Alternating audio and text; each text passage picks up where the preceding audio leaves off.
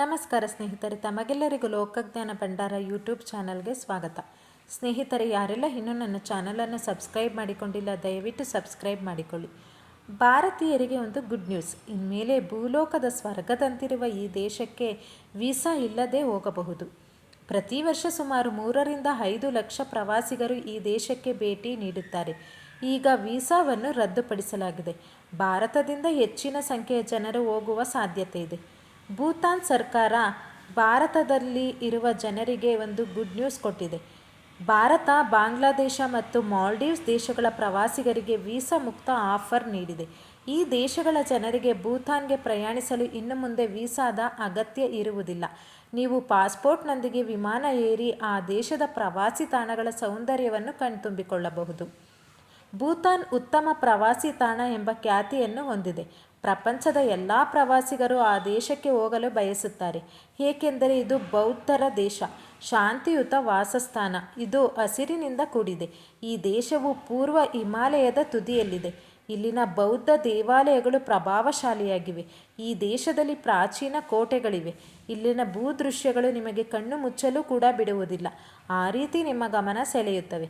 ಪರ್ವತಗಳು, ಕಣಿವೆಗಳು, ಚಾರಣ ತಾಣಗಳು, ಹೀಗೆ ಭೂತಾನ್ ಭೂಲೋಕದ ಸ್ವರ್ಗದಂತಿದೆ.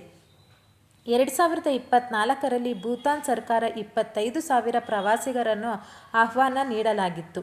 ಅದರಲ್ಲಿ ಭಾರತ ದೇಶವೂ ಒಂದಾಗಿದೆ. ಮಾರ್ಚ್ ತಿಂಗಳಲ್ಲಿ ಪ್ರವಾಸಿಗರು ಆಗಮಿಸಿದ್ದರು. ಆ ತಿಂಗಳೊಂದರಲ್ಲೇ 14,822 ಜನರು ಭೇಟಿ ನೀಡಿದ್ದರು. ಕಳೆದ 8 ತಿಂಗಳಲ್ಲಿ ಭಾರತ, ಅಮೆರಿಕ, ಮಲೇಷಿಯಾ, UK ಮತ್ತು ವಿಯೆಟ್ನಾಂನ ಹೆಚ್ಚಿನ ಜನರು ಭೂತಾನ್ಗೆ ಭೇಟಿ ನೀಡಿದ್ದರು. ಭೂತಾನ್ನ ಕರೆನ್ಸಿ ಮತ್ತು ನಮ್ಮ ಕರೆನ್ಸಿಯ ಮೌಲ್ಯವು ಬಹುತೇಕ ಒಂದೇ ಆಗಿರುತ್ತದೆ. ಅಂದರೆ ಭಾರತದಲ್ಲಿ ನಮಗೆ 10,000 ರೂಪಾಯಿ ವೆಚ್ಚವಾದರೆ ಭೂತಾನ್ನಲ್ಲಿಯೂ ಅದೇ ರೀತಿ ಇರುತ್ತದೆ. ದೇಶವು ಆದಾಯದ ಮೂಲವಾಗಿ ಜಲವಿದ್ಯುತ್, ಕೃಷಿ ಮತ್ತು ಅರಣ್ಯವನ್ನು ಅವಲಂಬಿಸಿದೆ. ಹಾಗಾಗಿ ಹೆಚ್ಚಿನ ಪ್ರವಾಸಿಗರು ಹೋದರೆ ಅದು ಆ ದೇಶಕ್ಕೆ ಒಳ್ಳೆಯದು ಎಂದು ಭಾವಿಸಿದೆ. ಪ್ರತಿ ವರ್ಷ ಸುಮಾರು 3-5 ಲಕ್ಷ ಪ್ರವಾಸಿಗರು ಈ ದೇಶಕ್ಕೆ ಭೇಟಿ ನೀಡುತ್ತಾರೆ. ಈಗ ವೀಸಾವನ್ನು ರದ್ದುಪಡಿಸಲಾಗಿದೆ. ಭಾರತದಿಂದ ಹೆಚ್ಚಿನ ಸಂಖ್ಯೆಯ ಜನರು ಹೋಗುವ ಸಾಧ್ಯತೆ ಕೂಡ ಇದೆ. ಭೂತಾನ್ನಲ್ಲಿ ಲೇ meridian Thimphu, silver cloud hotel, ಲೇ meridian Faroe, river front, ಫೆಮೋಕೋ Thimphu ಮತ್ತು ದಿ ವರ್ಡ್ ಎಂದು ಅನೇಕ ಹೋಟೆಲ್ಗಳಿವೆ. ಆದ್ದರಿಂದ ಪ್ರವಾಸಿಗರು ರಾಜಧಾನಿ ಥಿಂಪುವಿನಲ್ಲಿ ವಿಮಾನದಲ್ಲಿ ಇಳಿದಾಗ ಈ ಹೋಟೆಲ್ಗಳಲ್ಲಿ ತಂಗಬಹುದು.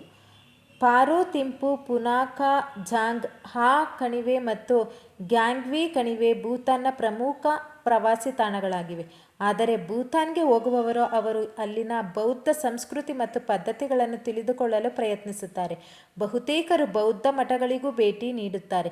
ಆ ದೇಶದಲ್ಲಿ ಎಲ್ಲಿ ನೋಡಿದರೂ ಪ್ರಕೃತಿಯ ಸೌಂದರ್ಯವಿದೆ.